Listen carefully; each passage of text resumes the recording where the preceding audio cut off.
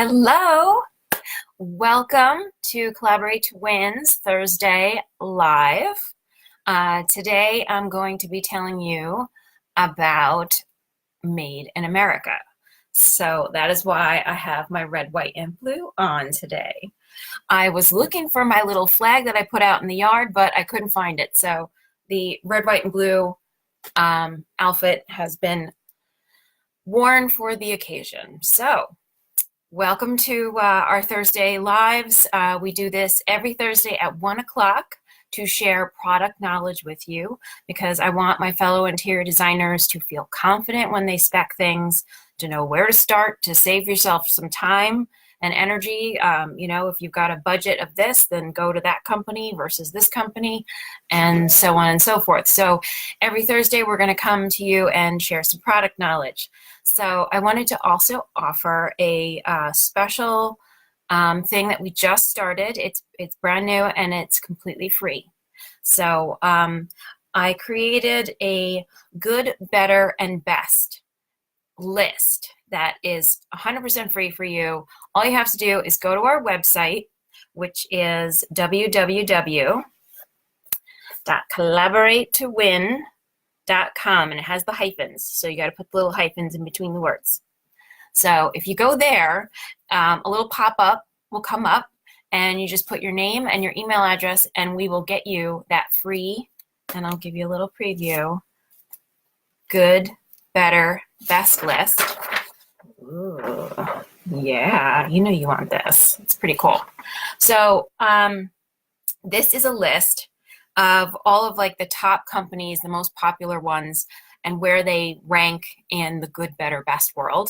And I've also given 3 examples. So I price up a standard 3 cushion over 3 cushion, normal arm, nothing fancy about it, the higher end Century, the better range, middle range, CR Lane sofa, same thing, 3 over 3, simple, as tried to get it as the same as I could looking style-wise sofas. And then in the good to lower end is a Brexton Color price up. So you can see what the prices are in the different worlds of good, better, and best. And then on the other side, on the other column, is everything from Cargus all the way down to the garbage stuff and everything in between.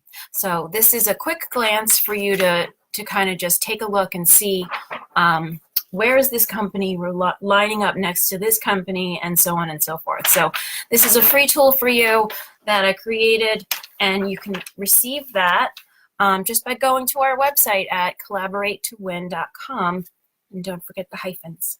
Little hyphens in between. So let's dive in to talking about Made in America. So regardless of how you feel about politics, I know I'm not particularly loving what's happening right now in the government, but regardless, I want my fellow Americans to have jobs and have a nice economy, and I still want us to make things. So even the other day when we went just grocery shopping and we needed a new sponge, and I got home and I saw it has a little American flag on it and it says Made in the USA. And that just makes me smile. I just smile when I say, okay, I've supported an American company that's these people work here, they live here. This is a good thing to support. And I know that is also how my clients feel. And I'm sure that's how your clients feel too. So the Made in America has a source of pride, regardless of how you feel about the politics. I think everyone wants their fellow American to have, a job and for us to continue to make things here. So I know when I've sold Made in America to product, furniture, accessories, lighting, whatever it is, the client seems to have a much easier time writing a check for something that's made in America, because it's almost like you're supporting a charity in a way, because you're giving to a cause that you believe in. you want this to be made in America. It means something to you. Not just in that you are keeping America's people employed, but there's, you know, just a general sense of pride. And then there's what that means too. On top of someone's, you know, job, it's usually, and it's not 100% of the time, but it can be a stereotype that it will be made better, or that you're definitely going to have more choices in what you can do with like a finish or a fabric and things like that. And then I hate to say it, but it's probably, and this is not across the board, but it is probably made with a more environmental thought process. I don't know if you guys remember, China poisoned the milk that they feed to infants a while back. So if you're capable of doing that, you're capable of doing all kinds of terrible things to the environment, to your workers. All that stuff plays into it. We have laws in this country. You can't have child labor. You have to treat people a certain way, even though sometimes companies get caught doing the wrong thing. At least there's laws that can protect them from bad things happening. And generally speaking, we try not to poison where we make things, but I know some companies still do. So there's a little bit more of a green recycled thing that's happening with American made.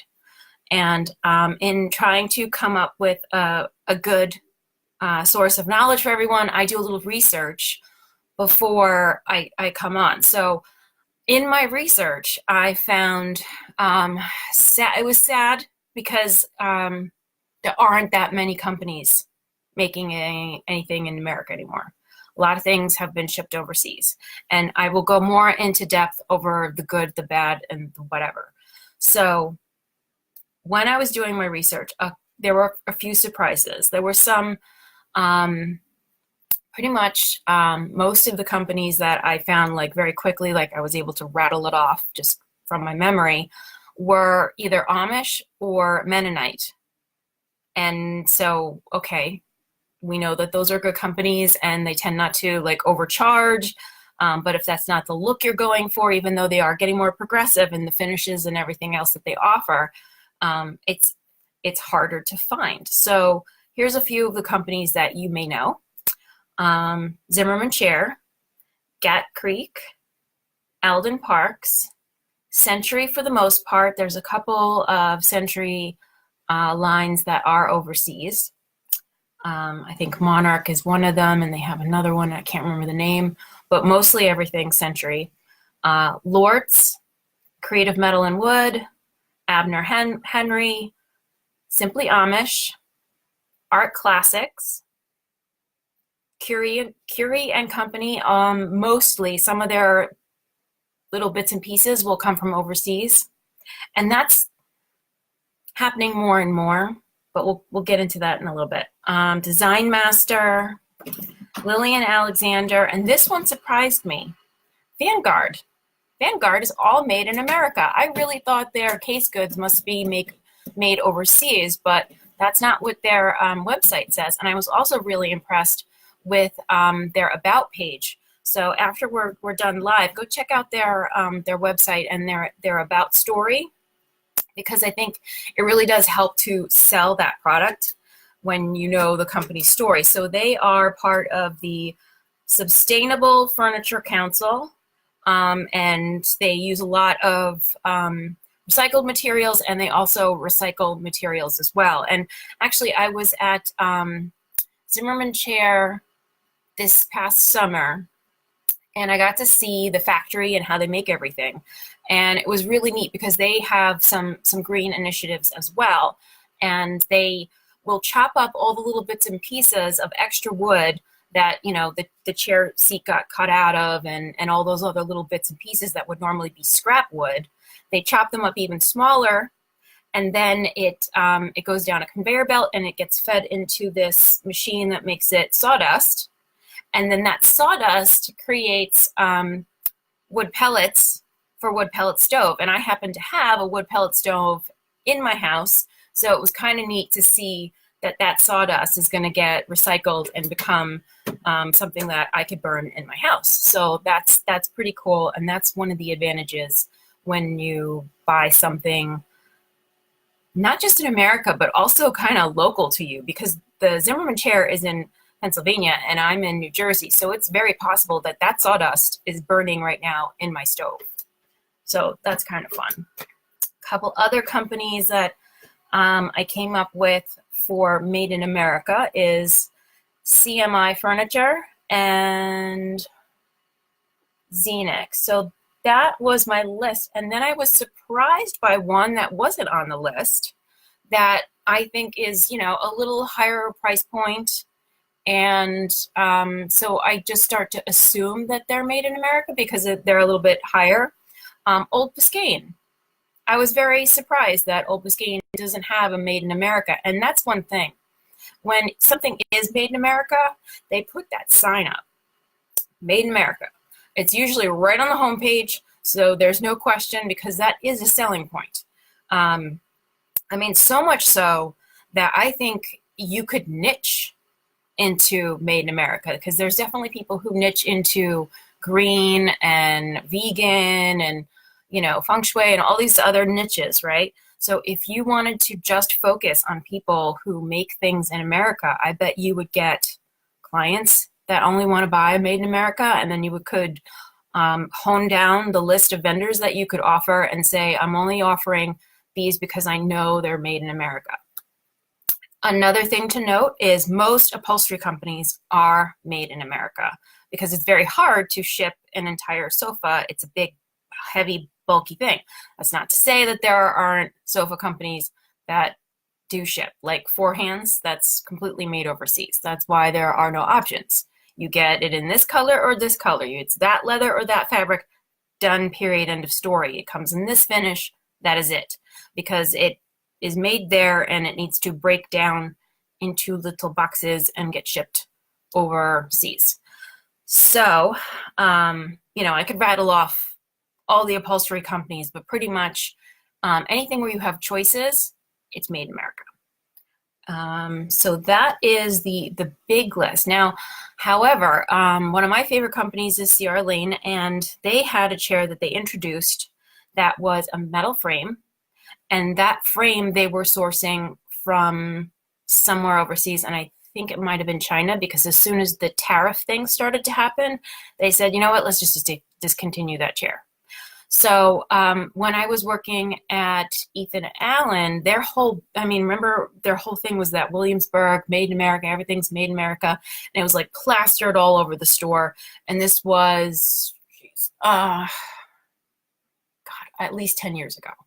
So, so 10 years ago, they were even taking the signage down a little smaller, because they couldn't truly say that anymore. All of their dining chairs that have any carving are made overseas. Anything that has carving is usually now made overseas. And some of that is somebody trying to save money. But in all honesty, when I was really thinking about this, as far as like I was surprised that Old Biscayne wasn't made here, we don't have a sales force, employment force that can make these things anymore. I remember when I worked at the upholstery store, and we had the guys upstairs that did the best work. They were from Cuba. They had a horrific journey on like a raft across the sea to get to America. And then the owner of the shop, he actually paid for the lawyer for their immigration and got them their green cards because they were skilled in something that he couldn't find in an American anymore. And we're going back 20 years. I mean, I've been doing interior design for 19 years. So that's almost 20 years ago that even then he had a hard time finding really skilled people who work with their hands. So parents, when you're telling your kids about job market stuff, don't just limit them to cubicles in the corporate world. We need people to make things with their hands and have a skill and learn a craft. And that's probably not a 4-year degree, which, thank God, because that's $100,000 easily. You go and you apprentice with someone and you learn how to carve the wood or make the whole sewing thing, all of that stuff. I don't know how to do it. I can barely do it. I could do a crap job. I could manage to make something kind of crappy, but to do a real skilled thing, we actually have to look to other countries now because we've lost the art. We don't have that in our training. So it's just one of those things. If you've got, thank you for Blake, right? Thank you guys for joining. Thank you, Lisa, Lenore, and Tracy. Welcome. I'm glad you guys are here. So yeah, we don't have as many skilled professionals. So when I started to think, why is this company not saying that they're made in America? And I bet it's because anything that has carving is probably made in like Vietnam or one of those places where that's still a skill that they're teaching the next generations. And metalworks, I think Mexico has beautiful metalworks because they do that like all the time. So I'm just, thinking a little bit more along the lines of, this isn't necessarily always economics. It's where do the people make the best thing? And so the world has become a little bit smaller in how we source things. And if you think about cars, almost any car that you own is made all over the place. There's a part made here, there's a part made there, and then it's assembled in another country and it's then shipped somewhere else. So it's a smaller world where you can't say it's 100% from here or there, like Curry and Company. Mostly, they're definitely an American company. They're based somewhere in the US, I forget what state. It's all assembled here, but there could be a bit of this metal or a bit of that crystal or something that got sourced from somewhere else. So it's not necessarily a bad thing, but I do know that I feel a sense of pride when I see that Made America little flag on a website or the product that I've just bought or the pamphlet that comes with the furniture. And I know I had one client in particular that said, I'm really so glad that these pieces are made in America because I know that that's hard to find now. So thank you for sourcing Made in America. So that was interesting because it really could be a niche. I only focus on people who want to buy American made. That really could be a niche. So if anybody has questions, I'm open for them. If I can answer, I will do my best. Hi, Kimberly. I'm glad you can join. And that is pretty much my list. So go check out Vanguard. And if you have a kid that's not like, oh, I love school, maybe get them to imprint, like even electricians are going to be better paid than like the CEO because we're not training people to make things or do things with their hands anymore. It's one of those pet peeves of mine. We need all kinds of workers, right? Yeah. Oh, you missed the list? All right. It's not that thorough. You'd have to do a lot more research, but here's what I had time to find. So again, Zimmerman Chair, Gat Creek, Alden Parks, Century for the most part. There's a couple collections that aren't. Lortz, Creative Metal and Wood, Abner Henry, Simply Amish, Art Classics, Curry and Company for the most part, Design Master, Lillian Alexander, Vanguard, CMI Furniture, and I'm sure there's more. Anybody that does upholstery and gives you choices is going to be Made in America, like, all of them. But the list would be longer if I were to rattle off companies that are not made in the US. Yeah, Yeah, that's a little sad, but it is it is what it is. So that's the current situation. If you need to rewind later, you can write down the list later. So, and don't forget, our free gift is at collaboratetowin.com. You can go and get that list, which is the good, better, best list. And so next week, I'm going to come back and share with you a couple of stories that I think probably everyone has a similar story of sourcing furniture for clients, and it was very eye-opening for me. So I'm going to share those two stories with you next week. So thank you so much for joining. I'm so glad that you're here. Welcome. Have a fantastic day. And it's snowing again here in New Jersey. I'm looking out my window and there are little flurries. I'm so sick of it. I want spring. Anybody with me? I want some spring. I want spring. Okay. Well, thank you for tuning in. Thank you for joining me live. Hope to see you next week and every week after. Bye.